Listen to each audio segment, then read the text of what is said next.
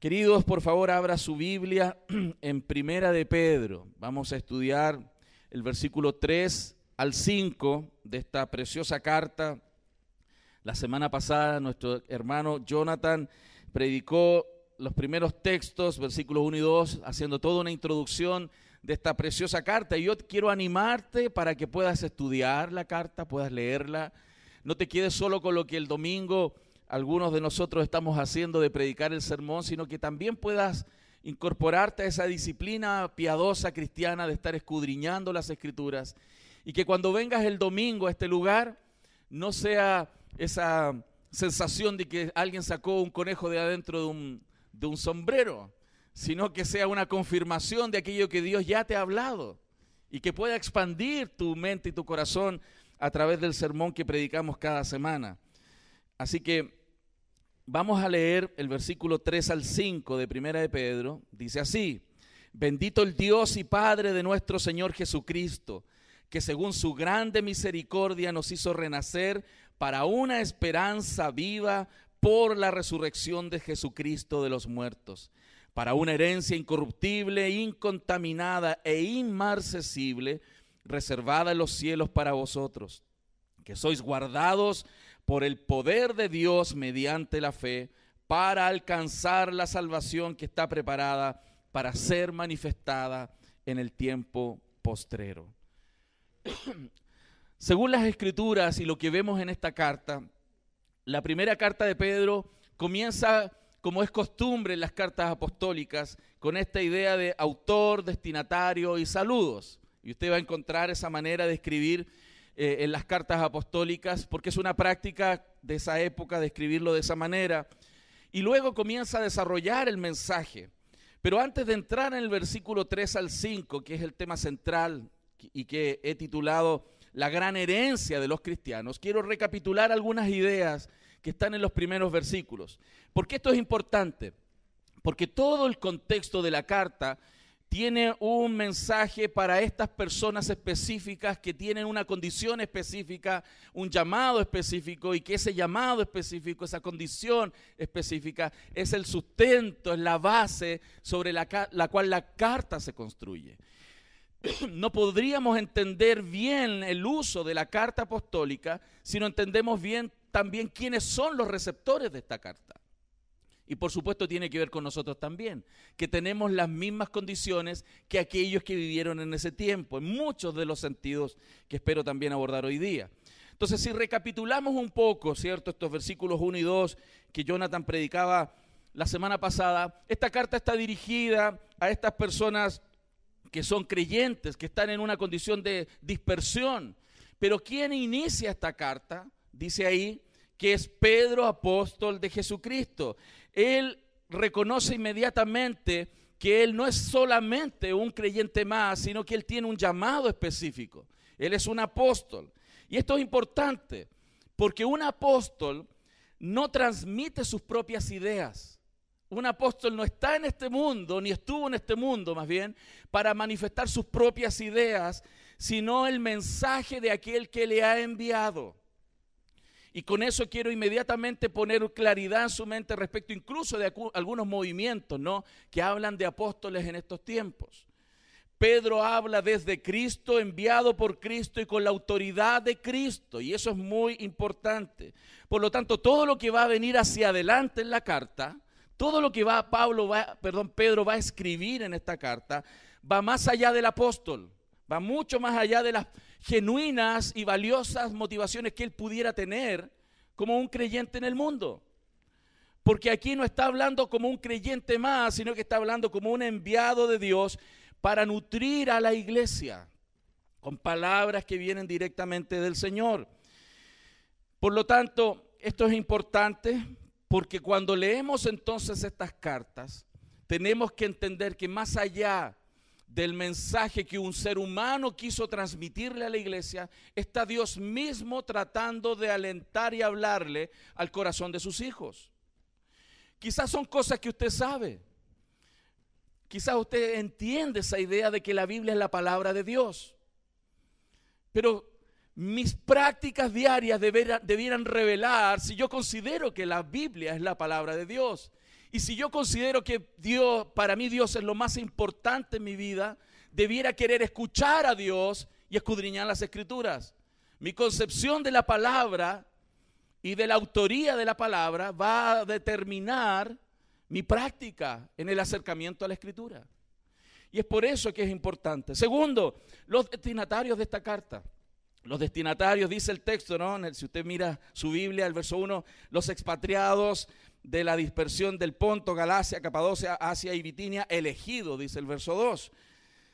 Lo que Pedro está diciendo aquí, está describiendo en la práctica algunas características de estos destinatarios.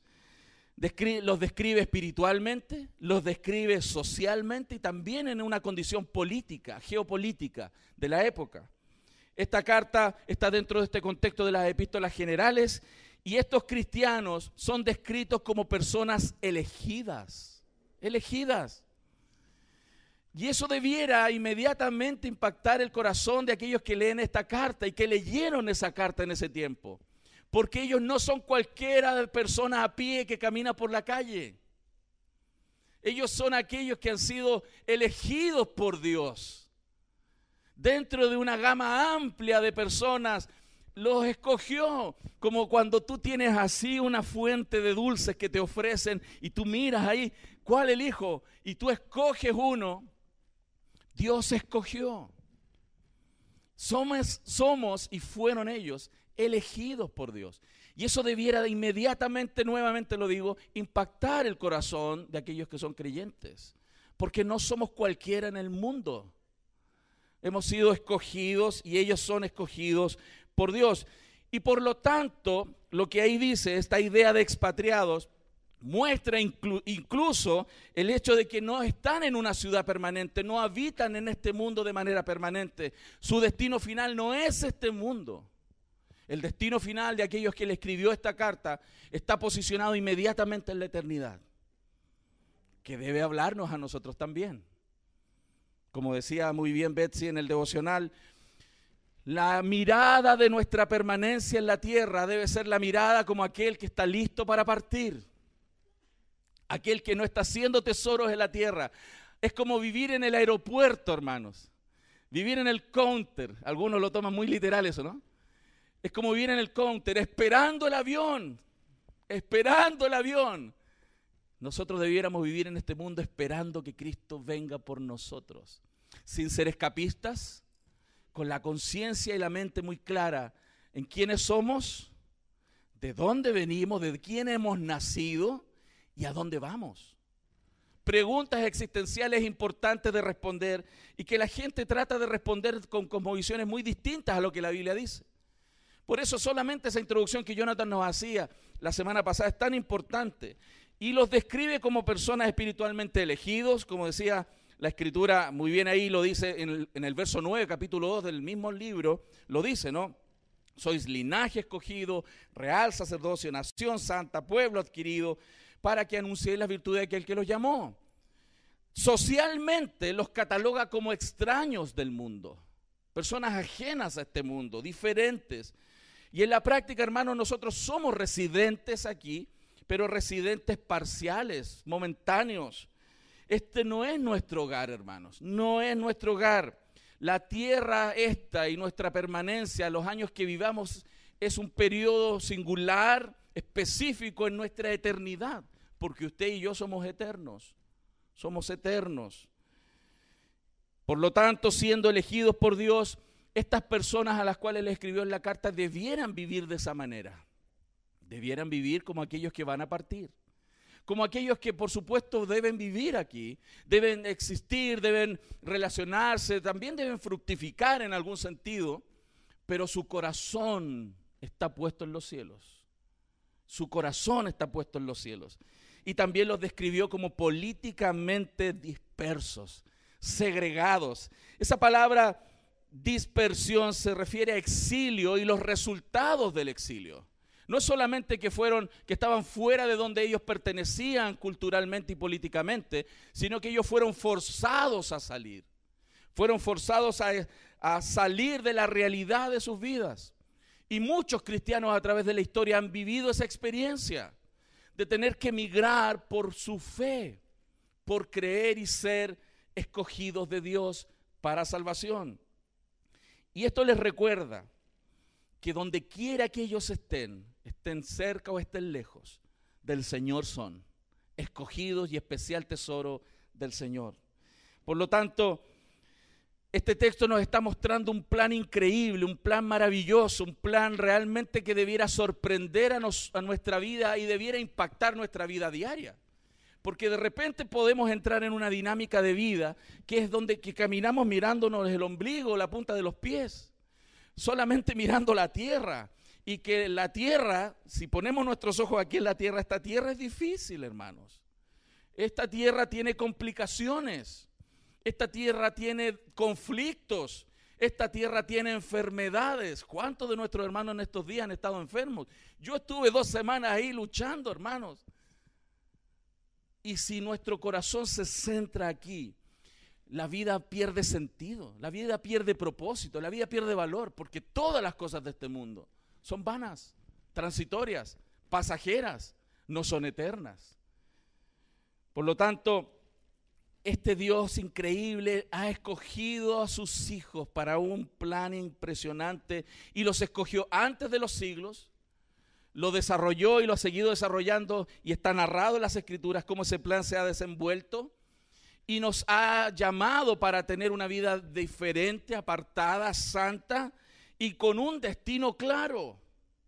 Usted tiene que mirar esa narrativa, usted tiene que acordarse en el día a día que usted está en una película.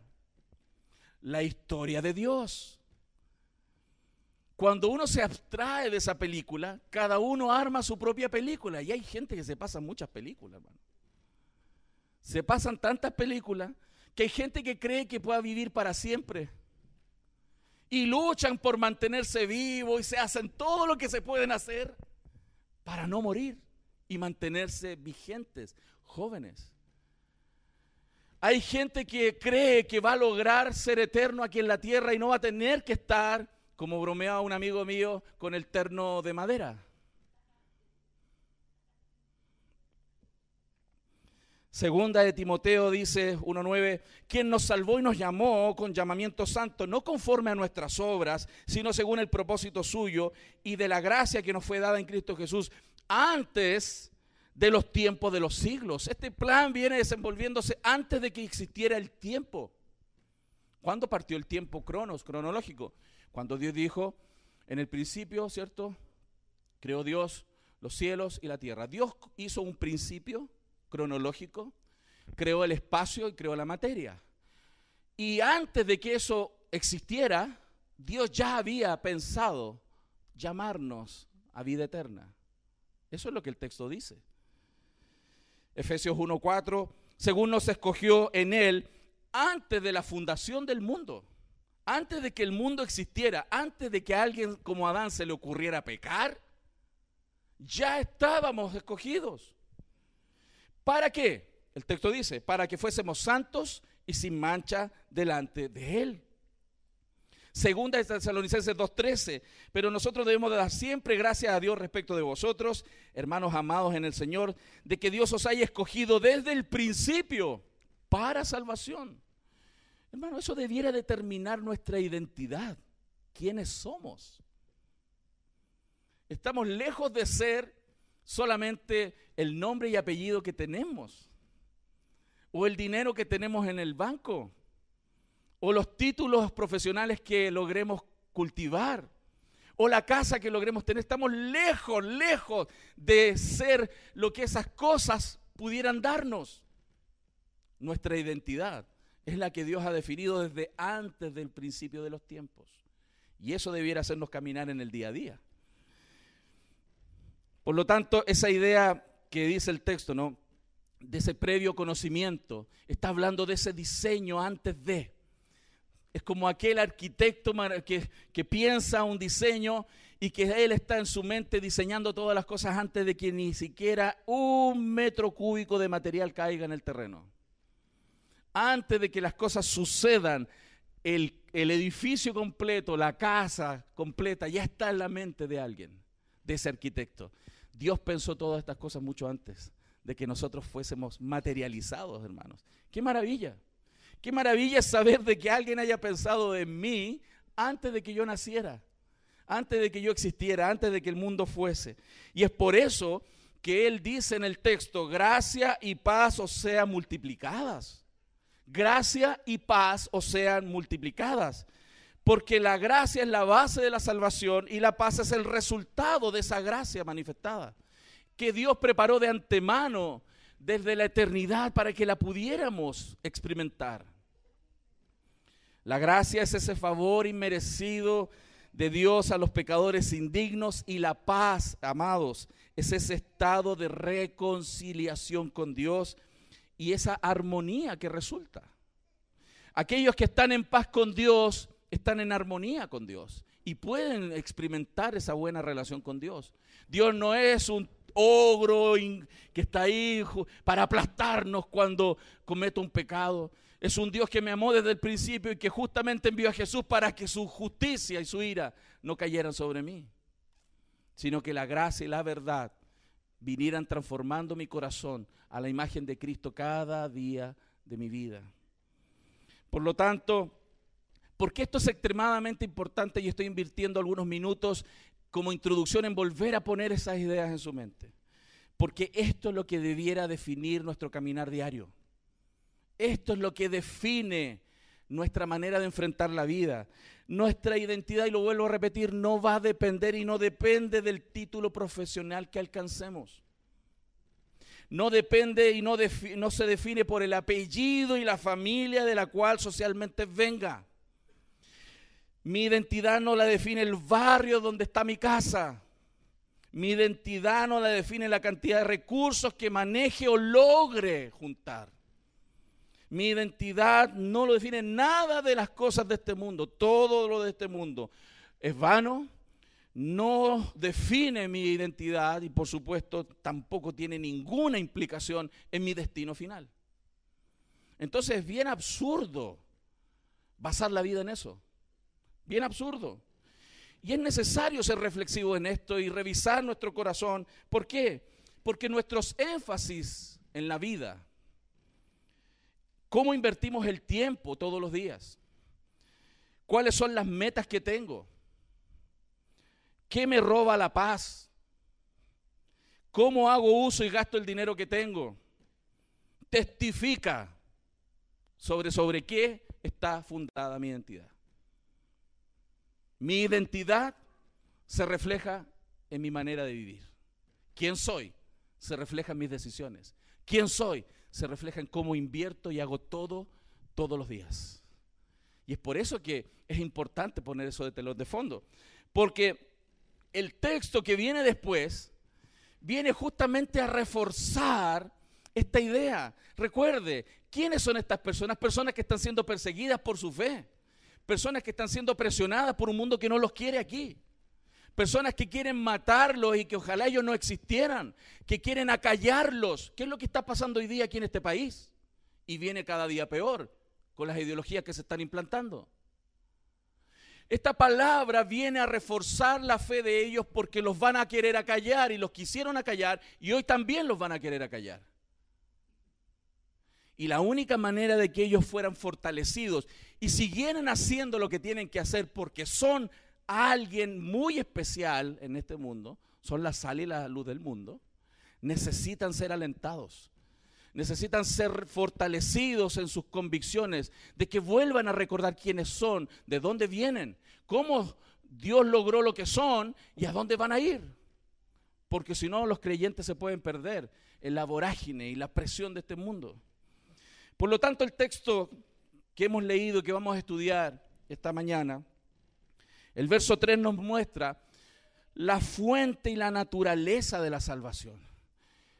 Pedro quiere reforzar en el corazón de estos creyentes su salvación.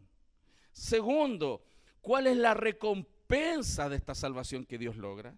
Y tercero, la seguridad de esa salvación. Porque cuando una persona es perseguida, cuando una persona es oprimida por su fe cristiana, por supuesto que va a ser tentado a retroceder, va a ser tentado a vacilar, va a ser tentado a callar. ¿No le pasó a Pedro? Al mismo Pedro que nos está escribiendo esta carta fue aquel que negó 3 veces a Cristo cuando sintió temor de poder decir libremente, yo creo en Él. Muchos cristianos niegan su fe día a día, escondiéndose en sus trabajos, no siendo claros, se creen comandos, quieren pasar piola en el mundo, niegan su fe. Hermanos, la naturaleza, la fuente de la salvación debe ser algo que debe estar muy dentro de nuestros corazones. La recompensa de esta salvación debiera alentarnos día a día a seguir avanzando en el camino del Señor. Y tercero, jamás dudar de que esa salvación tiene alguna posibilidad de caerse. Eso nos va a mantener firmes en la persecución. Veamos entonces el verso 3. Bendito el Dios y Padre de nuestro Señor Jesucristo, que según su grande misericordia nos hizo renacer para una esperanza viva por la resurrección de Jesucristo de los muertos. En un tiempo de gran persecución, de sufrimiento y dolor para estos hermanos, el apóstol Pedro comienza esta carta con esa doxología preciosa, ¿no? Y lo interesante es que no comienza con el hombre, ya en esta doxología, en el cuerpo de la carta. Recuerde que la primera parte es como una introducción. En el cuerpo comienza no con el hombre, comienza con Dios. Y esto es precioso porque no comienza con las necesidades humanas. Pedro sabe que ellos necesitan ser alentados, están en problemas, necesitan herramientas para enfrentar la vida, pero Pedro no comienza dándole las herramientas y la solución a sus problemas. Él comienza con Dios. No comienza con los problemas del hombre, comienza alabando a Dios porque Dios merece adoración. Cuando no hay problemas, como cuando hay problemas. Cuando estamos sanos, como cuando estamos enfermos. Cuando estamos con libertad para predicar, como cuando seamos oprimidos por hablar de Cristo. Aquí Pedro muestra entonces la fuente de esta salvación. Bendito sea el Dios y Padre de nuestro Señor Jesucristo, que según su grande misericordia, hermano, él comienza a alabar la misericordia de Dios. Él comienza a volver a recordarles, hermano, ustedes son los que son simplemente porque Dios ha tenido misericordia de ustedes. Misericordia de sacarlos de un mundo que está condenado al infierno y apartarlos para ser una nación santa, un pueblo especial. La salvación, amados, el texto lo deja claro, es una obra exclusiva de Dios. Nosotros no participamos en nuestra salvación, no pusimos elementos, no es que Dios puso el 99 y yo puse el 1. La salvación es del Señor y es por eso que Él debe ser exaltado por esta salvación. Él debe ser exaltado.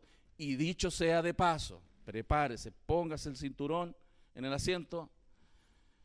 Él es digno de que usted llegue a la hora. Que usted esté 20 minutos antes del culto aquí. Él es digno de su adoración comunitaria. Su puntualidad habla de cómo ve a Dios y su alabanza. Y espero que lo reciba. Amén. Antes de presentar nuestros dolores, nuestras luchas, nuestras lágrimas, nuestras pérdidas en el mundo, debemos levantar la mirada al cielo. Antes de recibir lo que Dios tenga para nosotros, tenemos que adorar al que es digno de ser adorado. Debemos levantar la mirada al cielo y exaltar a aquel que nos amó, nos eligió y proveyó y provee y proveerá todas las cosas para nuestra salvación. Y a eso nos reunimos los domingos en la mañana aquí. A eso nos juntamos. A exaltar a aquel que nos amó, nos eligió y provee todo lo necesario y sustenta esa salvación tan grande con la cual nosotros vivimos para siempre. Cuando alabamos a Dios por quien Él es, por lo que Él ha hecho, cuando realmente nos conectamos en adoración con el Señor, hermano, en ese momento es como, usando términos muy contextuales, nos empoderamos. Ese es el verdadero empoderamiento. No como andan ahora que quieren mujeres empoderadas, hombres empoderados, jóvenes empoderados. No, el empoderamiento real que tenemos que buscar nosotros es el que viene de saber quiénes somos como hijos de Dios en el mundo. Y salir a la calle con la cara en alto, mostrando quiénes somos y a quién representamos. Eso es lo que el mismo apóstol Pablo experimentó en sus cartas apostólicas en 2 de Corintios. Él muestra de manera práctica esa identidad que él tenía en su propio corazón.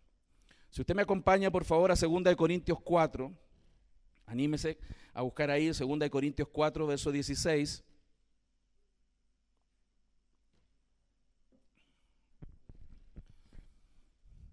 En ese contexto del capítulo 4, Pablo está hablando de un montón de persecuciones y problemas que toca vivir, etcétera, etcétera.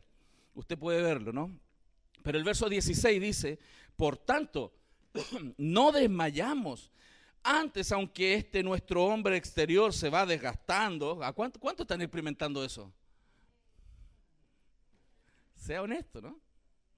El cuerpo se va desgastando, hermano. Esta semana, le decía a algunos hermanos queridos que tengo cerca, hermano, esta semana he sentido unas ganas de jubilar.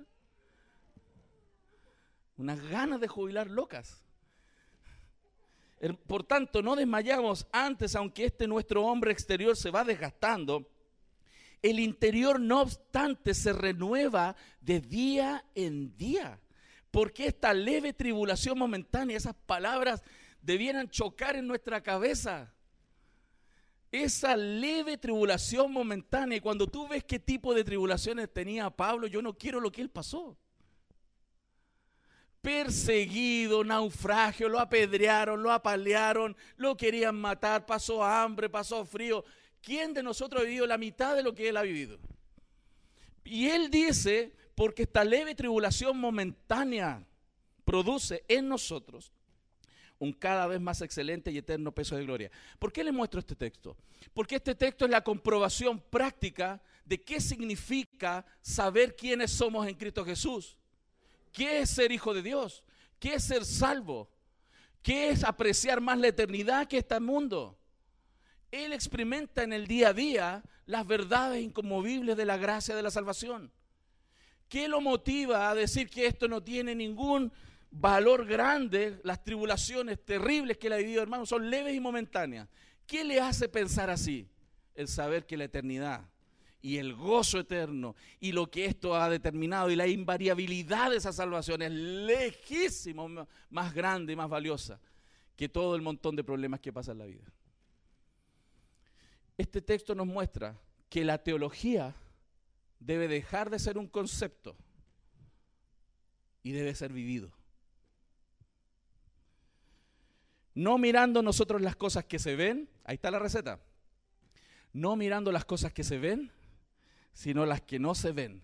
Usted le dice eso a un psicólogo y le va a decir, tómese estas pastillitas. Y va a estar llamando, llamen a un psiquiatra, llamen a un psiquiatra. Mirando las cosas que no se ven, pues las cosas que se ven son temporales, pero las que no se ven son eternas. Pablo está experimentando lo que Pedro quiere que los cristianos de Ponto, Galacia y Bitinia experimenten en medio de una persecución. Y eso es lo que el cristianismo es. Es poder de Dios para salvación de todo aquel que cree. Por eso Dios inspira a Pedro a fortalecer a la iglesia, a estos creyentes perseguidos, recordándoles quiénes son y primero alabando a Dios por esto, alabándole. Y hace entonces una transición entre la naturaleza de la salvación y comienza a mostrarles la eternidad de esta salvación. Lo que se planeó en el cielo, les comienza a decir, lo que está planeado allá arriba en los cielos está siendo materializado aquí en la tierra, todos los días. Y aquí se destacan algunas verdades preciosas que el verso 3 nos dice. Primero dice, nos hizo renacer, renacer. Ahí está hablando de un concepto bíblico y teológico que se llama la regeneración, que es la obra que hace el Espíritu Santo. El Espíritu Santo nos ha regenerado, nos ha dado vida. Y Él lo que hace cuando Él nos da vida, vida en el Espíritu, vida por el Espíritu, es que Él comienza a cambiar las disposiciones internas de nuestro corazón, dándonos un nuevo corazón, aquello que Él prometió allá atrás en Jeremías, que Él nos daría un corazón de carne para hacer el reemplazo de un corazón de piedra, y que Él pondría su espíritu en nosotros para que caminemos en sus caminos. Es lo que Él está haciendo a través de este concepto. Él nos hizo renacer. Nos dio un corazón de carne, un corazón que comienza a inclinarse a hacer lo que Dios dice, un corazón que quiere y comienza a amar a Dios más que a las cosas. Eso Dios lo hizo. No es que un día tú encontraste al Señor. Él te encontró a ti. No es que tú te enamoraste de Dios, Él te amó primero. Los cristianos renacen primero en el corazón de Dios y luego aquí en la tierra. Y nacen para una vida nueva, una familia nueva, una relación nueva con Dios y un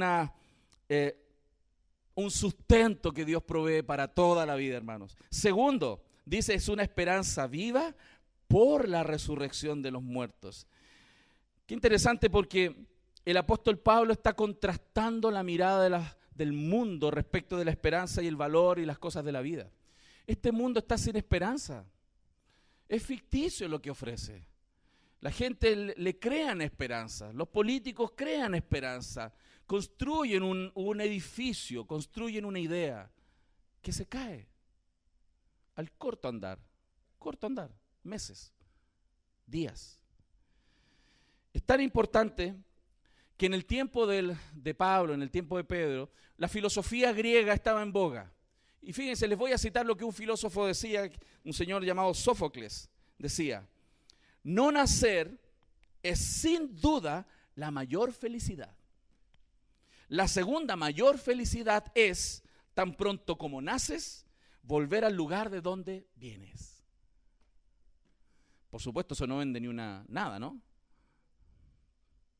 Como comercial pésimo. Pero hermano, eso es lo que está en el fondo de todo este mundo. Un sin sentido, un sin valor. Solamente los espejismos los mantienen creyendo que tiene sentido. Los espejismos de los comerciales, las ideologías y las culturas políticas, sociales, culturales, son espejismos que mantienen a la gente caminando. Vamos a la felicidad. Vamos a lo ideal, vamos, todas estas ideas políticas tienen eso, vamos al ideal, vamos al mejoramiento. ¿Usted cree que van a llegar? Jamás. Porque, en el fondo, realmente no pueden proveer esperanza. La única esperanza es la que da Dios. Y es por eso que el texto le está recordando a ellos. No quieran volver ustedes a la antigua manera de vivir. No quieran ustedes volver a la política y a la forma cultural de la cual salieron. Al valor de las cosas y el entendimiento de la vida que antes tenían. Tienen que seguir aquí, porque eso es verdad. Esta es la verdad y esto sí que es esperanzador. Es una esperanza viva. ¿Por qué? Porque Dios la proveyó a través de la resurrección de los muertos en Cristo Jesús. El cristianismo es, por lo tanto, una religión de esperanza, que no nos dirige a un futuro desconocido, sino a un futuro muy conocido. Marchamos juntos a la gloria eterna, hermanos. No pierda de vista eso. Usted camina todos los días hacia el cielo. Ese es su destino. Usted y yo caminamos todos los días hacia el cielo, cuando hemos creído en Jesús y nacido de nuevo. Por lo tanto, somos regenerados para una vida, una calidad de vida superlativa, mucho más valiosa que lo que esta cultura nos ofrece. Primero, dice el texto, está viva, y segunda, está basada en la resurrección de Jesucristo. Claro, porque sin la resurrección de Cristo, hermanos, sin esa obra de Cristo, nuestra regeneración jamás sería posible y nuestra esperanza sería vacía. Si Cristo no murió, no tiene sentido lo que estamos haciendo hoy día aquí. Y si Cristo murió y no resucitó, lo que estamos haciendo todos los días aquí en la mañana, los domingos, es un show. Es una convencimiento de cosas, ¿no? Que nos hace sentir bien. Es como una terapia colectiva, ¿no? Una terapia de grupo. Si Cristo no murió y resucitó, y eso es verdad, esto es una buena terapia de grupo que nos hace más o menos buenas personas. Pero hermano, el cristianismo no es eso. El cristianismo es vida, eterna en Cristo Jesús. Y una buena pregunta entonces para nuestro corazón en esta mañana sería, ¿ustedes, yo, tenemos seguridad de salvación? ¿Realmente en su corazón, usted, tú, joven, jovencita, jovencito, niño, adulto, ya más que adulto, ¿tienes seguridad de salvación si te mueres hoy día? ¿A dónde vas? ¿A dónde vas si te mueres hoy? ¿A dónde vas? ¿Sobre qué está basada esa seguridad? Y tercero, ¿hay testimonio de que eres salvo? ¿Tu vida hoy está mostrando realmente que eres una nueva criatura creada en Cristo Jesús? Esas son preguntas importantes. Porque si eso es real, tienes esperanza en esta vida. Y esperanza viva. Pedro, por lo tanto, está afirmándole a estas almas vacilantes frente a las pruebas de la vida, les está recordando que son creyentes y que la fuente y la naturaleza de su salvación la tienen que tener aquí adentro en su corazón. Y es por eso que en el verso 4 dice, para una herencia incorruptible, incontaminada e inmarcesible, reservada en los cielos para vosotros. Hermanos, esta salvación planeada en la eternidad, cumplida en el tiempo que Dios determinó que fuese cumplida, fue otorgada a estos elegidos redimidos por la sangre de Cristo para ser regenerados. Ahora, ¿cuáles son las características? Nuestra querida Betsy reflejaba algunas ideas de eso en el devocional. Dice primero que es una herencia incorruptible. ¿Qué significa? La palabra incorruptible significa algo que no perece, algo que nunca muere, que no se pudre, que no decae. Y por lo tanto no contiene estas como semillas de pudrición, no tiene esta idea de que se va a corromper. Y es interesante, porque es una característica muy singular de la salvación. Jamás va a cambiar, no se va a pudrir, no se va a degradar. Segundo, es inmaculada o incontaminada. Eso implica, hermanos, que no tiene mancha, es perfecta, no tiene ángulo donde esto no esté bien. Todo está bien. Significa absolutamente limpio de cualquier suciedad o intromisión humana. Es santa, pura y perfecta. Y tercero, es inmarcesible. Significa que no se altera, no tiene ninguna variación, no se le va a agregar nada ni quitar nada, siempre es la misma. Es una misma salvación que está perpetuamente fresca. ¿Por qué Pedro usa esos adjetivos? ¿Por qué la quiere caracterizar de esta manera? ¿Por qué hace un énfasis caracterizando la salvación de esta manera? Porque quiere hacernos reflexionar sobre otras cosas sobre las cuales nosotros fundamos nuestra vida. Porque es una buena pregunta. ¿Qué tienes hoy en tu vida? Todo lo que tú tienes o posees, ¿qué tienes hoy en tu vida que tenga esas tres características? ¿Qué tienes? ¿Qué podrías lograr en el mundo que tenga estas cualidades que la salvación tiene? Que nunca cambia, que jamás se degrada, nunca es afectada por nada, que es la misma siempre, que es pura y perfecta y sólida y nada la afecta. ¿Qué logras en la vida que sea así? ¿Tu casa tiene esas cualidades? ¿Cuántos de aquí rabean porque hay que cambiar la ampolleta, que la gomita la llave, que la lavadora, que el refrigerador, que se está lloviendo, que el calefón se echó a perder? ¿Ah? Que hicimos la cuestión y entra agua por la ventana. Y que pasaron 2 años y ya la pintura está fea y hay que pintarla de nuevo y ahí ganan plata los constructores. ¿Su casa tiene esas características? ¿Y cuántos tienen? Muchas personas viven en torno a sus casas. ¿Tu juventud tiene esas cualidades? No. Ya estamos medio marchitos algunos. Estamos medio contaminados y no estamos inmarcesibles. Hermanos, jóvenes, tengo una muy querida hermana que siempre dice, y a mí me causa mucha gracia, y le dice a los jóvenes, tú tienes juventud, pero la juventud es una enfermedad de la cual te vas a sanar. ¿Tus proyectos en la vida tienen esas cualidades? ¿Tus sueños tienen esas cualidades? ¿Tus metas en la vida tienen esas cualidades? ¿Tu trabajo tiene esas cualidades? ¿Tu empresa tiene esas cualidades? ¿Tu físico tiene esas cualidades? Por eso hay un énfasis ahí, para que comparemos con aquellas otras cosas que a veces son fundamento para nuestra vida. Y alguien cristiano dice, no, pastor, eso no es fundamento para mí, pero tu vida diaria a veces lo muestra. Tus énfasis, cómo gastas el tiempo, cómo gastas el dinero, qué te quita la paz. Y tercero, qué importante es recordarle a los creyentes estas cosas. Por eso Pedro, sobre todo en tiempos de persecución, por eso Pedro lo está haciendo. Y les recuerda además, no solo el hecho de la recompensa de la salvación, que es esta herencia incorruptible, incontaminada, inmarcesible, sino que también la seguridad de esta salvación. Que sois guardados por el poder de Dios mediante la fe para alcanzar la salvación que está preparada para ser manifestada en el tiempo postrero. ¿Cómo podemos saber que la salvación que Dios preparó de antemano, un creyente que la cree no la va a perder? ¿Cómo podemos saber si eso de verdad sucede? ¿Cómo podemos estar seguros que esta salvación planeada por el Padre, realizada por el Hijo de Dios, sustentada por el Espíritu Santo, un creyente no la pierde? ¿Cómo podemos estar seguros que tenemos garantía de que los que han sido salvos permanecerán salvos? Bueno, el texto habla un poco de eso.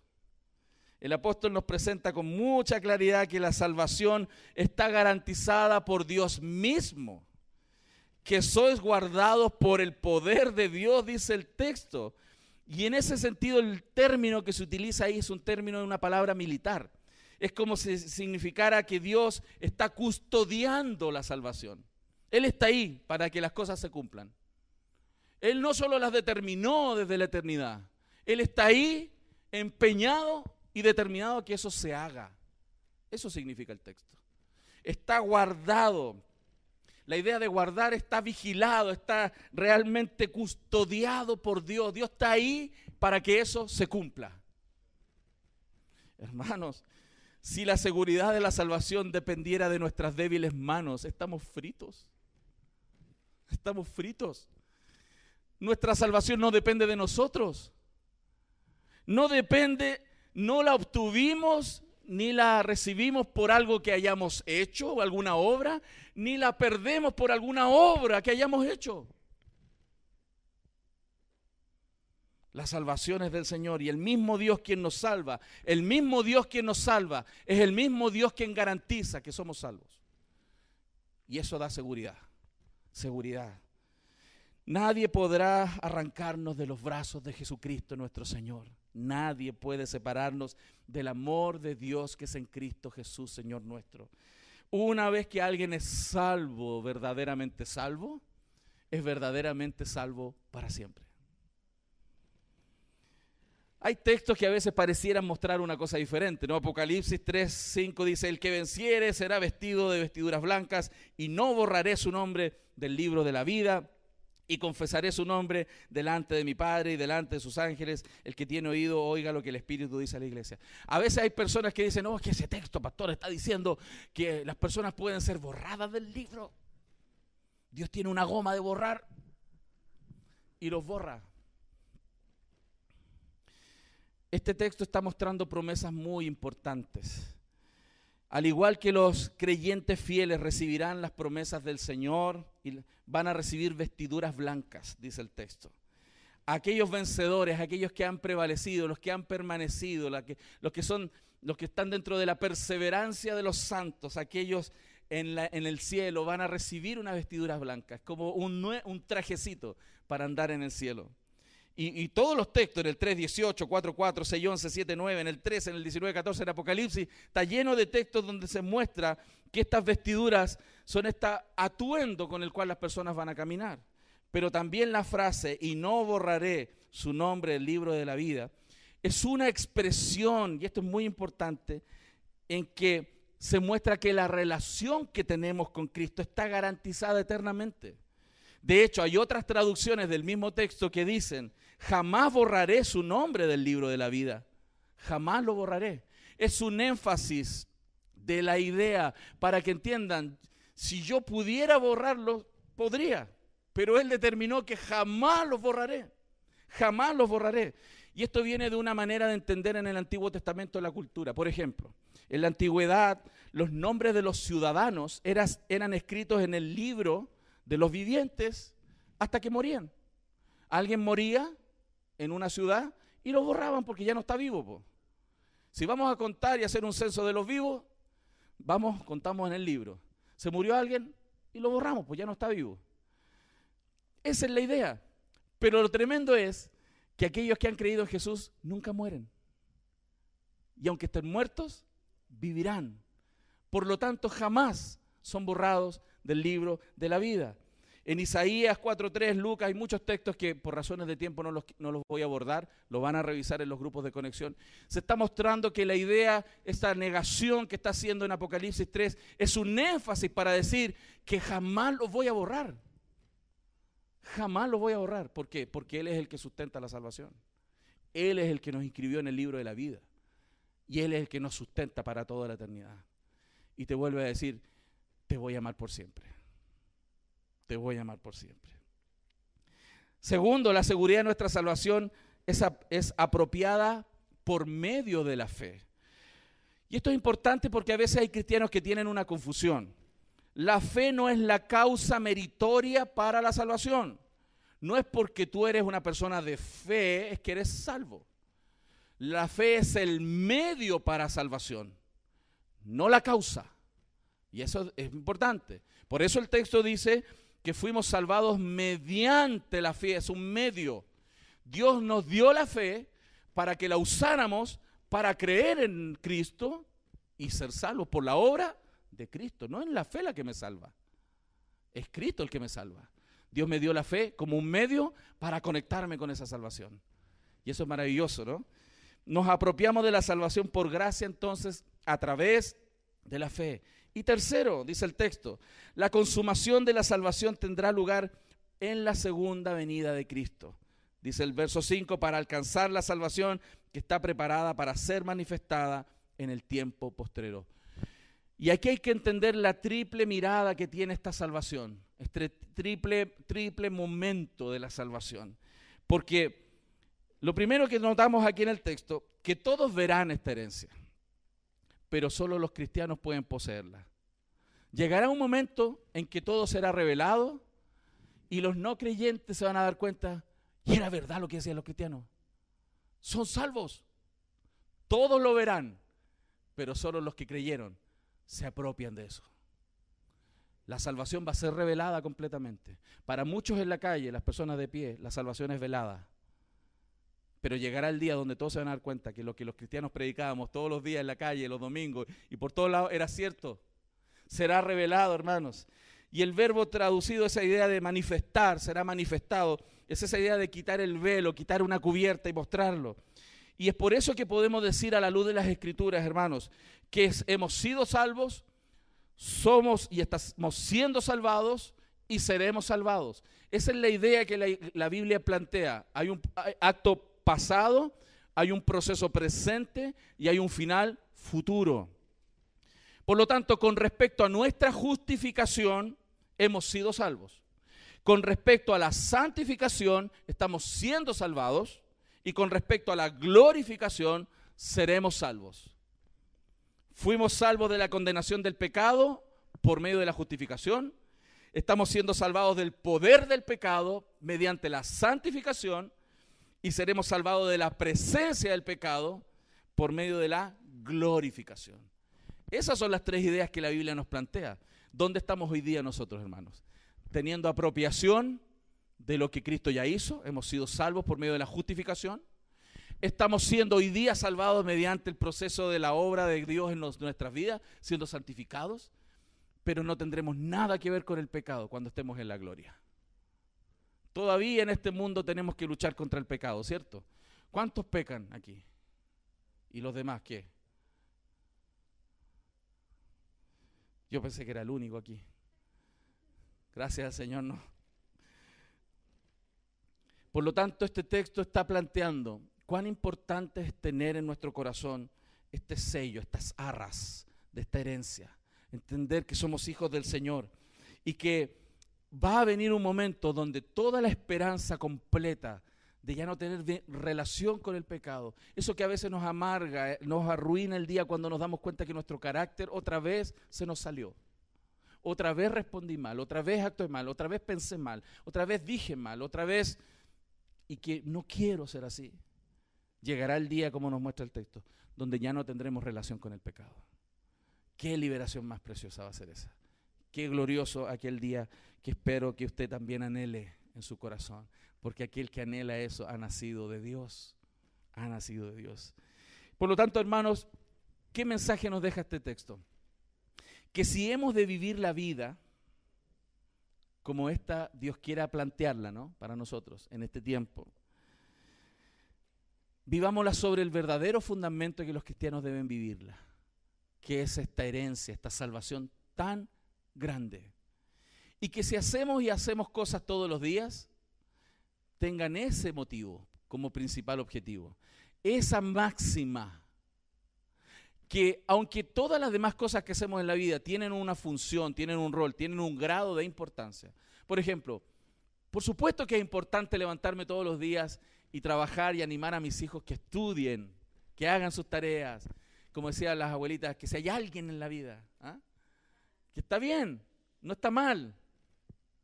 Pero si yo creo que esa debiera ser la motivación y lo que debiera mantenerme vivo y motivado, cuando mis hijos fracasan, cuando mis hijos no responden como yo quisiera, ¿qué pasa contigo? Cuando tú piensas que la principal meta es la perfección en tu matrimonio, también puede defraudarte la realidad. Cuando tú crees que la renta a la cual aspiraste debiera ser X% más y no te la dan, también te puedes defraudar.